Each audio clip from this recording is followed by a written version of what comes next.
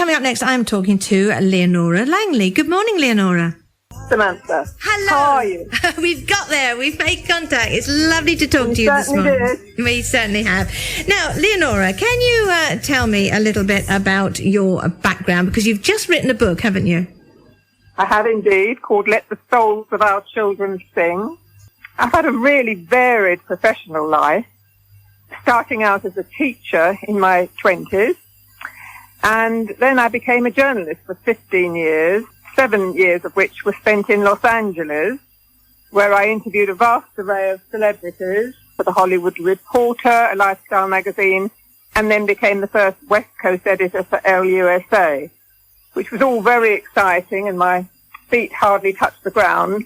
But I felt a real sense that I needed to be earthed, and so I returned to teaching and qualified as a counsellor as well. I say throughout the whole of my life, I've had a passionate interest in the human condition, especially the emotional well-being of our children. You know, ever since I first saw a group of 6 and 7-year-olds in an infant school on my first teaching practice, I was so aware of their vulnerability and awareness that they were at the mercy of their parents and teachers.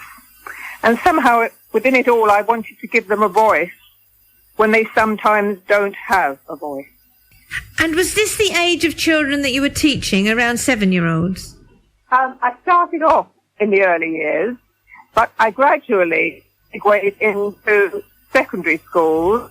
Music was my main subject, and I felt wherever I was needed, especially in some very tough schools where I was a rock face at Whitehall and Morecambe in Brighton. So I've actually taught in a very wide spectrum of age groups. So my experience is quite considerable, really, over about 30 years. In that time, you would have seen a lot of changes to how teachers are in the classroom teaching now. Of course I have. I think our teachers are under an awful lot of stress to adhere to policies from on high, from government initiatives. And sometimes they can lose touch with what we're there for, which is basically for the children. Children need to be at the heart, at the centre of the curriculum and education in schools, rather than the curriculum being at the heart, which is really what happened in 1988 with the introduction of the national curriculum. Now, is this the first book that you've written? It is. And it's really the only book, Samantha, that I ever wanted to write.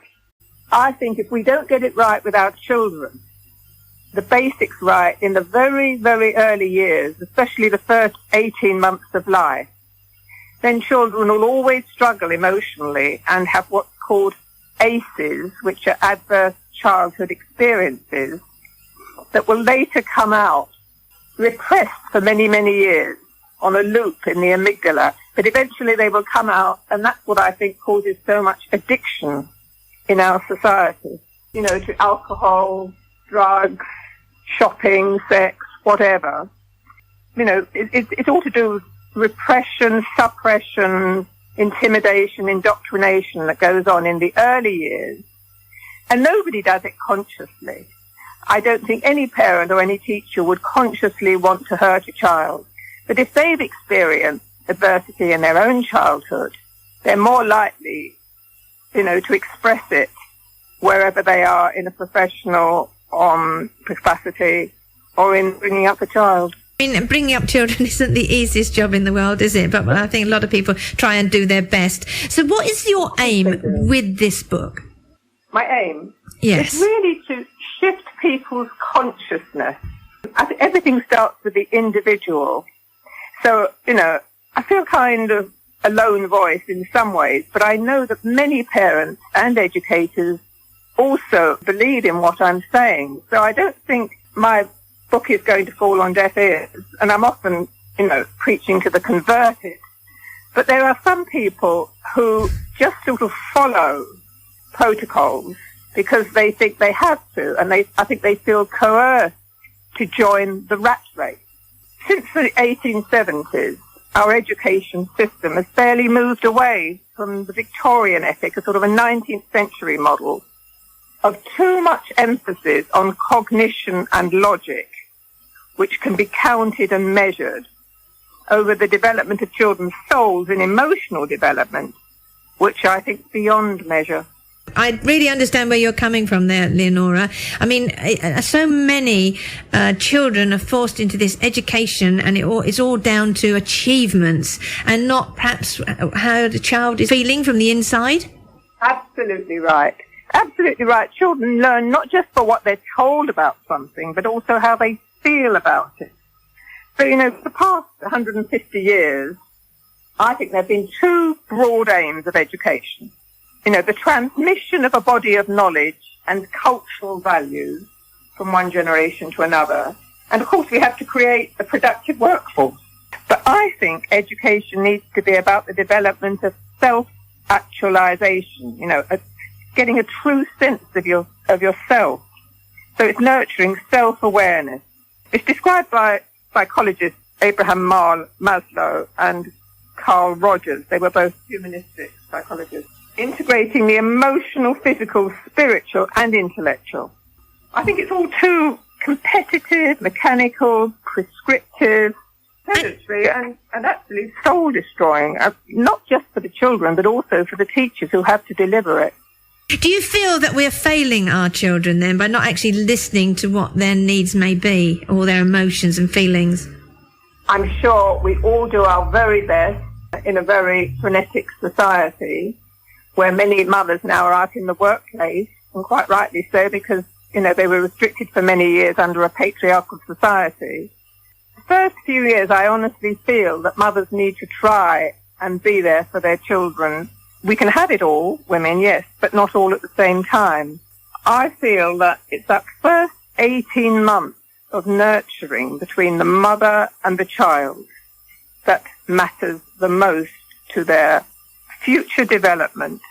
Otherwise, it doesn't matter how academic you become, you start to live in a head narrative by academia, I think, instead of a fullness that comes through the body. You feel your feelings through the whole body.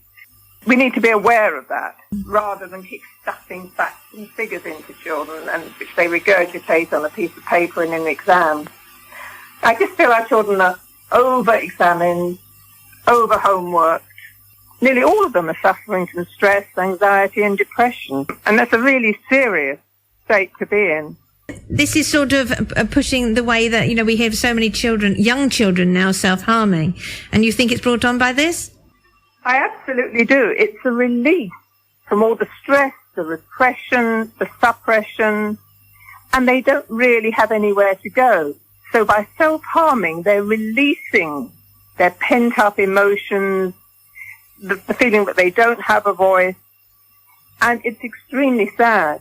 I mean, suicidal ideation is on the increase too, and, they're only just starting out in life, and it just seems ridiculous that we should put them under so much pressure to achieve academically. And starting at such a young age as well. Well, of course, I think the Scandinavian tradition of starting school at 7 is a lot more sensible. Because they say, show me a child of 7, I'll show you the man. Aristotle said that, and Piaget said it later on. And I think it's absolutely true. We need children to be involved with the creative play, to allow them to be themselves, to find their place in the world. And by introducing them to formal education, sometimes at 4 or 5 years old, is bewildering for them. Very much so. They need to be out in the fresh air, convening with nature, meditating, reflecting on life, and being mindful of what's going on around them, rather than being, sitting at a desk, conforming to a particular formal structure.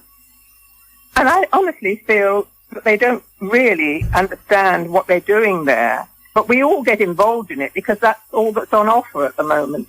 But I think we could do a lot better if we really thought about what it was to be young and to be carefree and to be in the careless rapture of childhood. We can never, ever recover it once it's gone. And I feel really strongly about it. And obviously this is going to be in a lot more depth in your book. Yes. Yeah. Of course it is. The first half of the book is about parents as educators. Then the second half is devoted to education as it is and how I think it might be. I've tried not to be judgmental, point finger, blame, because none of us is blame and none of us is to blame and none of us is blameless in a sense. It's just raising people's awareness that, this is the future generation we're dealing with. And I honestly think that children really haven't got a clue about what they're doing here. They need to have a life purpose. I really think it's important for children to have a passion, maybe for music or sport, without too much competition, because I think competition in sport can also be detrimental, as we've found out with many of our sports stars who are having mental health issues. Your book is going to make very interesting reading. So you think mainstream education, we're sort of living in the past and we're putting too much emphasis on making our children achieve things. With your book, have you had any feedback from them? I've had tremendous feedback. I had a wonderful page in the Times of Tunbridge Wells just last week. They gave me a full page, which is very unusual, on the subject. I've done quite a few radio interviews. I've got an awful lot of support of parents who follow these protocols because they think they don't have a choice. And nearly all of them agree with me. So I'm wondering why we're not doing anything about it. The trouble is, in our society, I feel that children's current addiction to computers and social media places too much emphasis on their external validation. They need internal validation. With all the emphasis on, computers, it's all about hyperstimulation, which puts children into the sympathetic fight or flight mode. And this leads to the overproduction of cortisol. And that's what causes them the anxiety, depression, and stress. They need more opportunities to be in the parasympathetic mode through greater emphasis on the art, meditation, mindfulness, yoga, and things like that. Because if they don't learn to self-soothe early on, later on, it's almost impossible to recapture how to do it. Now, Leonora, you have got a book signing taking place at the bookshop in the High Street, and that's coming up on Saturday, the 23rd of October. You're going to be there between 10 a.m. and 5, so you'd like people to come along, you'll talk to them about the book, and they can get a signed book. But also, are there other places that they could actually buy your book? Yes, of course. The main place is Amazon, through my publishers, Austin Macaulay, Waterstones. There are many outlets. You just have to, type it into Google and you'll see it. But it is mainly my sales done through Amazon. But I will love to meet people at the book signing because I'm so passionate about it. It's that sort of interaction with potential buyers that's so important, I think. I think that this is a book that's sort of well overdue, in a sense. I suppose I was quite brave in writing it because it sort of tends to go against the present paradigm. And people like security. They like to know where they stand. So they might feel a bit anxious about changes that need to be made. But I'm only suggesting sort of minimal changes. It's not an extreme book. It's just really commonsensical, I think, Samantha. Now, one reviewer called your book a small book with a big message, which sounds really a really nice thing to say.